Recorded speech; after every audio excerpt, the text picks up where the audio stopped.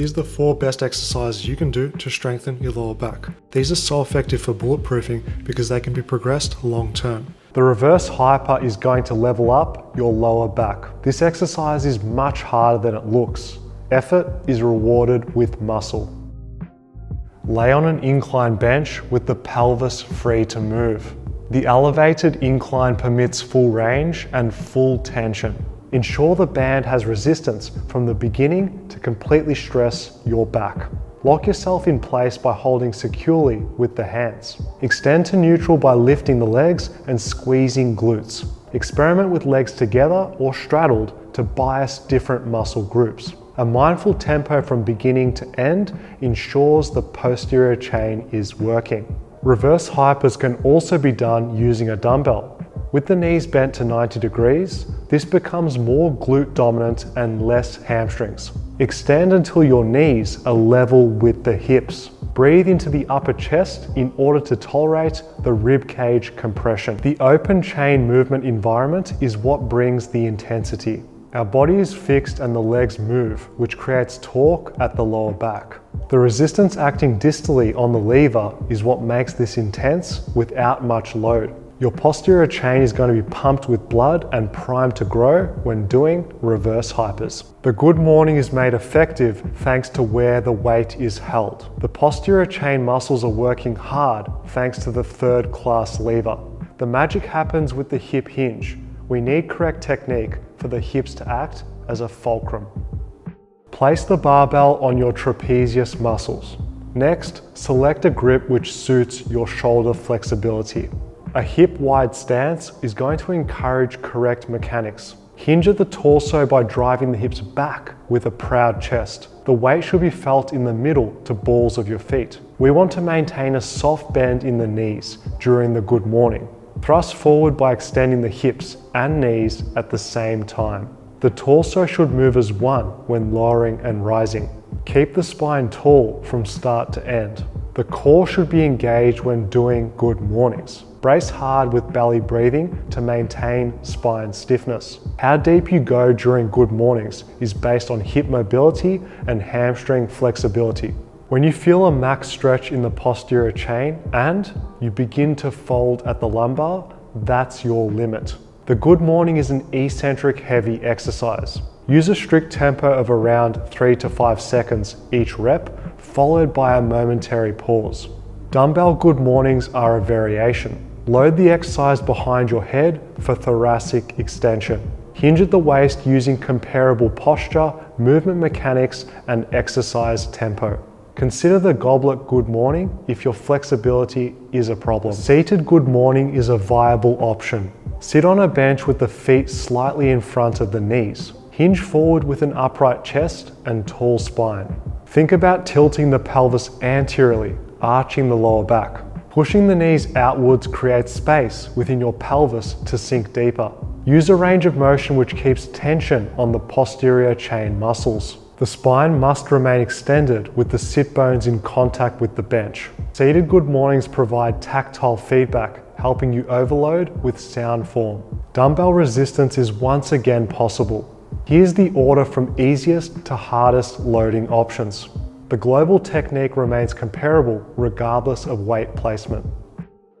The good morning is going to grow your hamstrings, glutes, and erector muscles. There's plenty of potential to improve with good mornings. Take pride in technique and your physique is going to profit favorably. The back extension works the posterior chain muscles. By hinging at the waist, our spinal erectors, glutes, and hamstrings are working hard.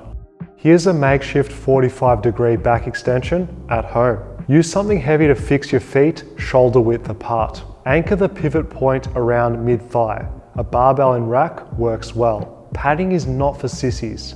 Comfort allows hinging without pain. Technique is all about stretching the back and hamstrings. Keep tall through the spine and actively arch when lowering. Stretch as deep as your flexibility allows while keeping a flat back. Extend to upright by using a strong posterior pelvic tilt. When done correctly, the sensation will be spread throughout your posterior chain. The 45-degree back extension is most effective at the start and end. Make your contractions count.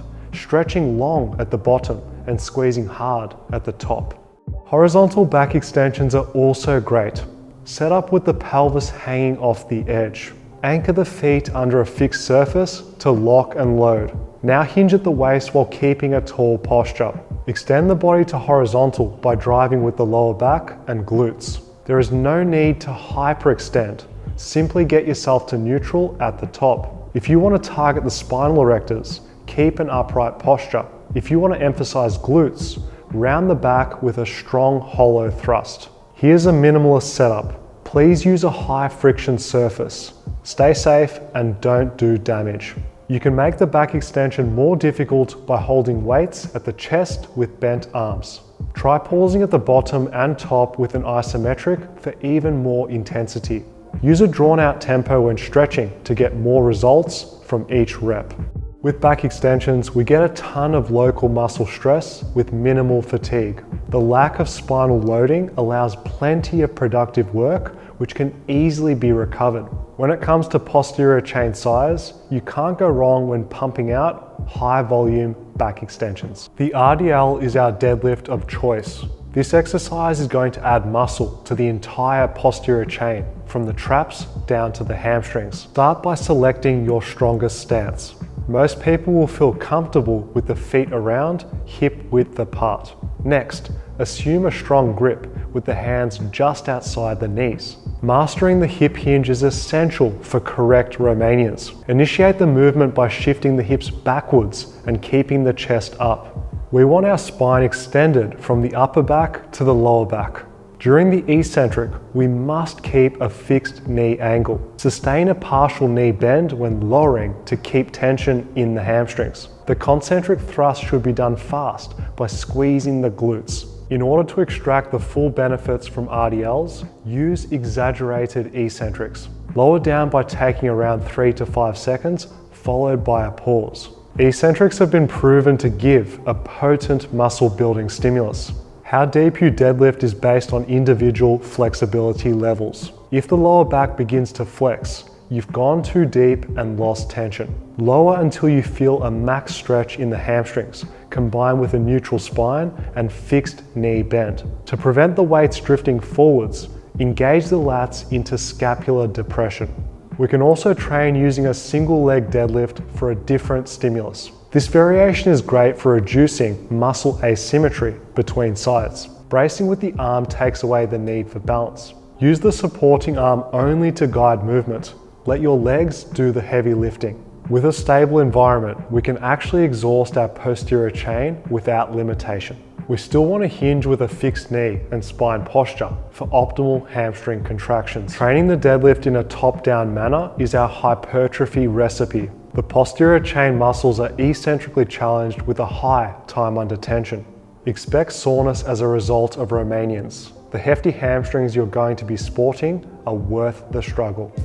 If you found this helpful, keep watching another Fitness FAQs video to keep learning.